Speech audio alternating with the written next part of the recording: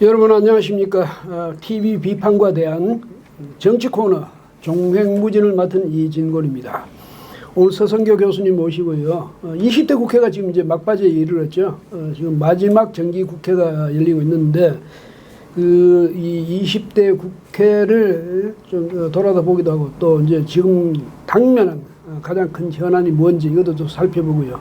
그다음 정치권 전반에 대해서 또 올해 한 해 마지막 달을 맞아서 이 각 정당들의 뭐랄까 동태랄까 이런 것도 좀 한번 짚어보는 그런 시간을 갖겠습니다. 근데 워낙 이제 주제가 방대하니까 뭐 짤막짤막하게 우리 이야기를 나누기로 하죠. 서 교수님, 우선 지금 20대 국회가 이제 막바지 이르렀는데 가장 큰 현안이라면 어떤 게 있을 수 있습니까? 예, 큰 현안은 이제 세 가지로 볼 수 있습니다. 예산안 통과, 2020년 예산안이 513조 원 되는데요. 이게 이제 12월 2일까지 통과를 시켜야 되는데 아마 통과시키기 어려울 것 같은 생각이 듭니다. 그리고 패스트 트랙에 의해서 지금 자동 부의된 선거법 개정안, 이제 소위 말하는 연동형 비례대표제의 개정 문제, 그 다음에 이 문재인 정부가 중점적으로 시행하고자 하는 검경 수사권 조정과 공수처 설치, 이 세 가지가 가장 큰 여야 간의 쟁점이자 현안입니다. 예, 우선 뭐 예산안은 내년 하면 이제 나라 살림이니까 또 12월 2일까지로 그 이제 시한이 정해졌으니까 하는데 역대 뭐 국회가 시한 제대로 지킨 적이 있습니까? 근데 2015년 이후에 예산안은 11월 30일까지 심사를 마치고 12월 1일 날 영시에 자동 부의돼서 12월 2일까지는 통과시켜야 된다라고 국회법 85조 3에 규정이 되어 있습니다. 그런데 2005년 이후에 매년 지각 처리를 해왔습니다. 작년에도 결국 12월 8일에 예산안이 통과돼서 국회가 만든 법을 국회 스스로 지키지 않는 이러한 약간 탈법적 상황이 진행됐고 올해도 아마 조금 통과가 되기 기한 내에 어렵지 않을까 이렇게 전망이 됩니다. 예, 근데 이제 513조 정도 되는데 엄청스럽게 이게 확대시킨 예산 아닙니까? 근데 우리 정부가 보면요, 뭐든지 예산으로 해결하려고 그래. 일자리도 예산으로 해결하고 무슨 경기도 예산 품어서 해결하겠다고 그러는데 그게 정부 예산으로 가지고 그게 가능한 일이라고 생각하십니까? 예. 뭐 찬반 논쟁이 좀 있습니다만은 문제를 근본적으로 해결을 해야 되는데 그거를 정부 예산으로 임시로 땜빵 하다 보니까 예산은 예산대로 많이 들게 되고 효과는 효과대로 줄어들게 되는, 그래서 전 국민이 아마 정부의 예산에 의존해서 살게 되는 그런 상황이 오지 않을까 굉장히 걱정됩니다. 예를 들어서 지금 가장 많은 예산 부분을 차지하고 있는 뭐 청년 일자리 창출, 그 다음에 노인들 일자리 창출, 이런 문제도 사실은 경제가 성장하면서 새로운 투자가 일어나고 새로운 좋은 일자리들이 생겨야 되는데 사실은 그 좋은 일자리라기보다는 그냥 일시적으로 생활의 연장선상에서 정부가 지원해주는 이런 예산이 많기 때문에 사실은 소모성이고 낭비성 예산이 상당히 많다. 그리고 더 문제는 정부 예산은 짤 때도 문제지만 국회에서 넘어와서 상임위별로 심사를 하고 또 예산결산특별위원회에서 심사를 하고 또 소위원회에서 다시 뭐 재조정을 하고 이런 과정을 거쳐야 되는데 이게 마지막 국회다 보니까 또 내년에 총선이 있고 또 각 정당이 내부적으로 여러 가지 어려운 상황을 겪다 보니까 국회의원들이 예산 심사에 집중하지 못하는 것도 하나의 가장 큰 문제가 아닌가 이렇게 생각이 듭니다. 예, 그러면 이제 또 뭐 예산은 이제 워낙 복잡하고 이런 문제니까 또 그렇지만은 지금 당장 이제 아주 드러나는 현안 이게 뭐냐면 지금 아까 말씀하신 대로 패스트트랙과 관련된 이제 그래서 자유한국당이 필리버스터로 맞서겠다고 하잖아요. 근데 이제 제일 큰 문제가 두 개예요. 보면 하나는 공수처를 설치하겠다는 거 하고 또 하나는 연동제를 하겠다. 그러니까 정당 득표율대로 정당이 의석을 나눠주겠다. 뭐 이렇게 해가지고 두 개인데 두 개가 가장 이제 첨예하게 맞서고 있는 현안인데요. 여기 대해서 이제 자유한국당이 필리버스터로 맞서고 있고, 그러니까 이 더불어민주당에서는 뭐 1+4 그래가지고 공조 복원을 하겠다 이래가지고 자유한국당 빼고 하겠다 이렇게 했는데 자유한국당 언제는 끼워줬습니까? 본래는? 예, 지난번 그 4월 30일 날 패스트 트랙 이제 이렇게 법안다 말씀하신 대로 국회에서 통과가 됐는데 그 당시에도 자유한국당은 배제된 채 그래가지고 국회에서 물리적인 충돌 사태가 있었지 않습니까? 그래서 지금 이 검찰에서 당시 폭력 사태에 대해서 또 국회의장의 그 월권적 행위에 대해서 검찰에서 수사가 이루어지고 있는 이런 상황까지 왔는데 이제 공수처와 그 선거법 개정 문제는 조금 분리해서 봐야 될 것 같습니다. 선거법 개정은 아까 말씀하신 대로 연동형 비례대표제로 이제 바꾸겠다는 건데 이렇게 되게 되면은 자유한국당이 특히 보수 자유진영이 상당히 손해를 많이 보게 되는 그런 이제 선거법 개정이 되는데 사실 선거법이란 것은 게임을 룰이지 않습니까? 지금까지 모든 선거법 개정은 여야 합의 상황에서 통과가 되어 왔습니다. 그런데 지금은 자유한국당과 일부 뭐 바른미래당 또 보수 진영을 배제하고 여당과 또 여당에 동조하는 그런 여타 군소정당들이 참여해가지고 강행하고 있는 상황이거든요. 이 문제는 조금 민주적으로 해결해야 될 필요성이 있지 않을까 그런 생각이 듭니다. 그러니까 이 민주당 사람들이요 기고만장해도 분수가 있지 이렇게 하면 안 되거든요. 뭐냐면 정치의 파트너는 누구냐 하면 이 제1당의 정치 파트너는 당연히 제2당이 돼야 되는 거죠. 예? 군소정당하고 힘모으고 제1당은 제1야당은 배제하겠다. 그렇게 되면 제1야당이 어떻게 제1야당이 될 수 있느냐면 그만큼 많은 유권자들이 표를 줬기 때문에 제1야당이 된 거 아니에요. 예, 맞습니다. 그 자유한국당을 지지했던 그 많은 유권자들을 무시하겠다는 거지 그거든. 이게 민주정당의 사고방식이라고 할 수는 없잖아요. 근데 이렇게 더불어민주당이 스스로 이렇게 하는 건 자신들이 민주주의를 안 하겠다는 뜻이나 마찬가지죠. 그러면서 이제 자유한국당고 공격을 오히려 역공을 해야 되는데 이런 게 바로 적반하장 아니겠습니까? 예, 원래 민주주의라는 것은 기본적으로 대화와 타협을 해야 되는 겁니다. 누구 절대적으로 국민적 지지를 90% 이상 받아서 절대적인 국정 운영, 절대적인 제도를 만들 수 없습니다. 지금 문재인 대통령도 지난 27년 5월 대선 때 41.1%를 받았지 않습니까? 그리고 지금 민주당이 여당으로서 정당 지지도 1등이지만 거의 40% 선밖에 못 받고 있는 거거든요. 나머지 60%의 국민들의 의사를 존중한다는 측면에서 여당이 제1야당 또 제2야당과 대화와 타협을 통해서 정치적인 문제를 해결해 나가야 되는데 너무 일방적인 강행을 하는 게 아까 말씀하신 대로 오히려 민주주의를 저해하는 것뿐만 아니라 민주주의 기본 원리를 파괴하게 되고 결국은 정치적인 극한 대립과 국민들 사이에서 분열과 갈등을 일으키는 원천적 소지가 되고 있는 것 같습니다. 그러니까 지금 더불어민주당 그 이른바 좌파 정당들 또 정치 세력들이 뭘 노리느냐 이렇게 하면 우파 자유우파 정치 세력을 최소한 외소화시켜가지고 그 존재 자체를 말이죠 저 아주 없도록 만들겠다 뭐 이런 뜻인 것 같아. 그래서 이 진보 좌파들 또 이런 사람들끼리 모여가지고 정치를 하자 앞으로. 왜냐하면 선거법이라는 걸 한번 바뀌고 나면요.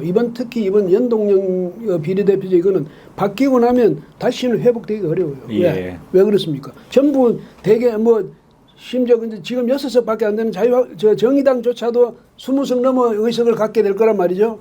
그렇잖아요. 근데 만약에 옛날 같이 한 10%를 얻게 되면 30석 갖게 되는 거예요.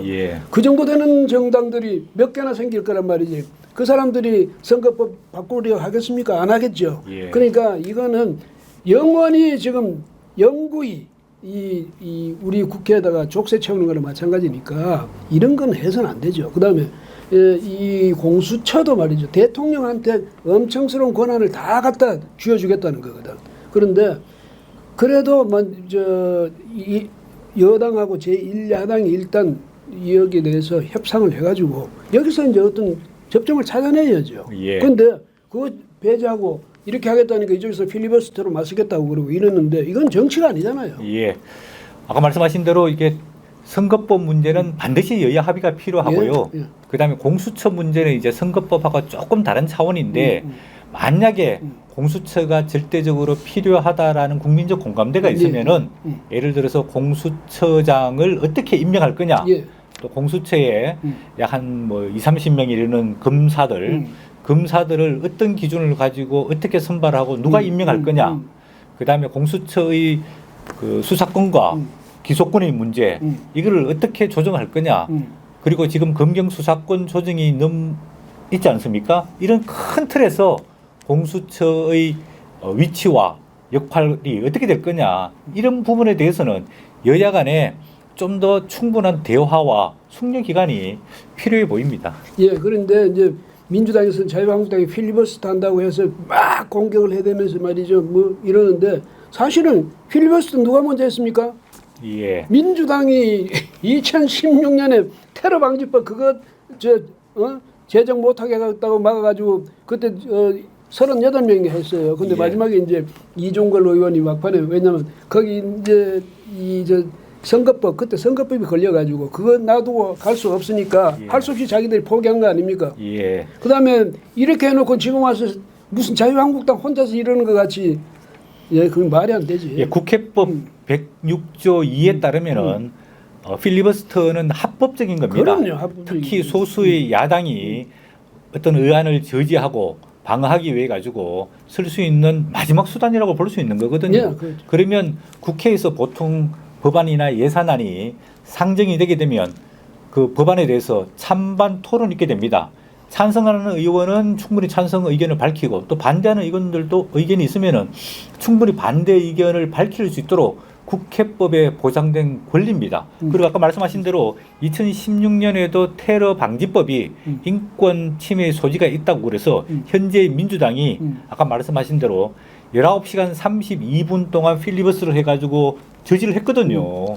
그러면 이번에도 예를 들어서 선거법 개정에 대해서 합의가 이루어지지 않으면은 또 공수처 설치에 대해 합의가 이루어지지 않으면은 야당으로서는 당연히 그거를 저지하고 방어하기 위한 권리를 국회에서 국회법이 보장된 대로 행사할 수밖에 없는 겁니다. 또 최근에 자유한국당의 황교안 대표가 3가지 주제를 내걸고 단식을 했지 않습니까?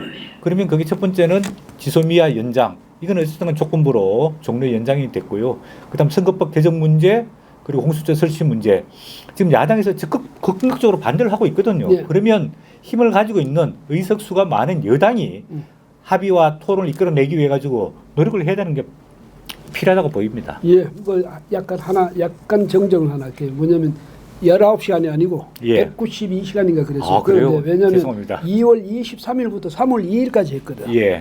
그동안에 38명이 나가서 했단 말이에요. 이거 190시간이 맞겠네요. 이종걸 의원 같은 경우에 혼자서 12시간인가 뭐 했어요. 그러니까 그거는 이제 그 고추인데 옛날에 1964년에 그러니까 이 필리버스터 제도가 1973년에 없어졌다가 예. 2012년에 이제 다시 부활됐는데 생겼습니다. 예. 그때 옛날에 있을 때 그러니까 1964년에 그때 민주당의 김대중 의원이 김준현 같은 당의 김준현 의원의 이제 체포 동의안 이걸 맡겠다고 표결을 맡겠다고 해서 5시간 19분을 한 적이 있어요. 근데 예. 그건 이제 그때는 유명해졌지만 어쨌든 뭐 이것도 제도니까 이 제도는 존중돼야 하는 건데 민주당이 괜히 쓸데없이 거기다 시비 걸고 나설 일은 아니고 그다음에 이제 이건 뭐 우리가 원칙은 뭐냐 민주주의 원칙은 우선적으로 1당과 2당이 협상해서 접점을 찾아내라 이거니까 민주당이 만약 이걸 외면한다면 그 민주당이 우리 스스로 민주정당이 아니다 이걸 선언하는 거나 마찬가지예요. 이인영 예. 원내대표 그걸 명심하셔야 될 거고 또 이제 급한 게 지금 각 정당의 사정이거든. 예. 자유한국당이 무슨 뭐 당직자 전원 저기 사퇴했다고 그래요. 예. 이제 황교안 대표가 이제 단식을 중단하고 병원에 입원해 있다가 당무에 이제 복귀를 해가지고 새롭게 리더십을 이제 구축하는 그런 이제 시험대에 올랐는데 아무래도 이제 새술은 새부대에 담아야 된다.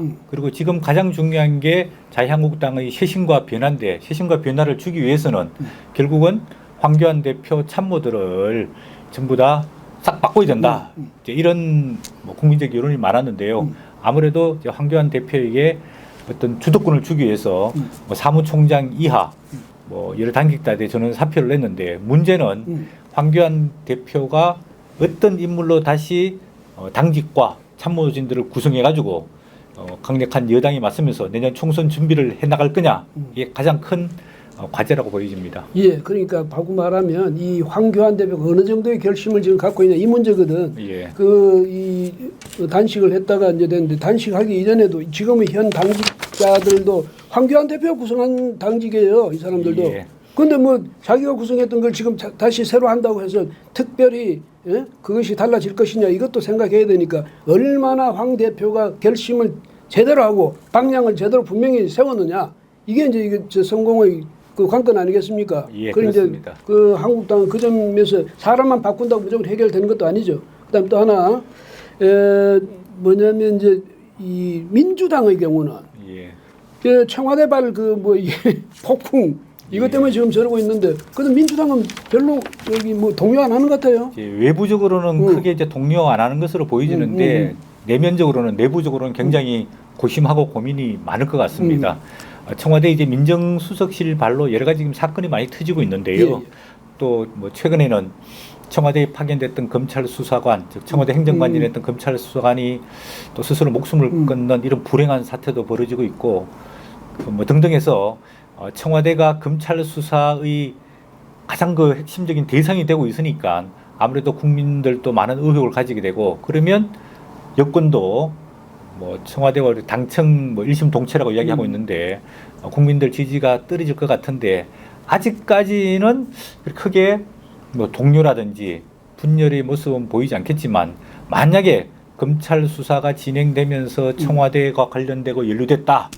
특히 김기현 전 울산시장 선거에 청와대가 직접적 관여나 개입이 됐다라든지 그 다음에 유재수 전 부산경제부시장의 그거 뭐 감찰 무마 의혹 그 다음에 또 뭐 여러 가지 지금 비리 의혹 지금 뭐 의혹 수준인데 의혹이 사실관계로 드러날 경우에 청와대가 굉장히 곤혹하게 되고 그러다 보면 총선을 준비하게 되는 민주당 내부에서도 청와대 좀 변화와 쇄신이 필요하다. 참모진들 다 책임져야 된다. 이런 이야기들이 나오면서 아무래도 청와대가 곤혹에 처하면 처할수록 민주당의 이해찬 대표는 스스로 총선을 준비하게 되는 좀 리더십이 더 구심점이 강해질 수도 있지 않을까 그런 생각이 듭니다. 뭐 그 계산 때문에 지금 가만 기다리고 있는지를 모르겠는데 어쨌든요. 민주당이 지금 사실은 남 탓하고 있을 때 아니에요. 그걸 보면 그 정권 자체가 지금 문제가 되어 있는데 뭐 지금 야당을 탓하고 있겠습니까? 그다음에 욕심도 좀 공수처니 뭐 연동제니 욕심 좀 그만 내려놓고 정말 민주 정치를 실천하게 된 그런 의지를 가져야 할 때가 아닌가 생각합니다. 마지막으로 코멘트 한 말씀만 해주시죠. 예. 이렇게 청와대와 정치권이 이렇게 갈등하고 대립하고 흔들리게 되니까 국민들이 삶이 굉장히 어려워지고 사회가 굉장히 혼란스럽습니다. 정치의 가장 기본은 사회의 안정적인 질서를 구축하는 일입니다. 그래서 어떤 정파적인 생각, 또 진영, 또 청와대냐 정당을 떠나서 정말 우리 국가, 국민 삶을 좀 안정화시킬 수 있는 좀 대책, 대안 이런 게 굉장히 시급해 보이는 현재입니다. 서 교수님 오늘 말씀 고맙습니다. 예, 감사합니다.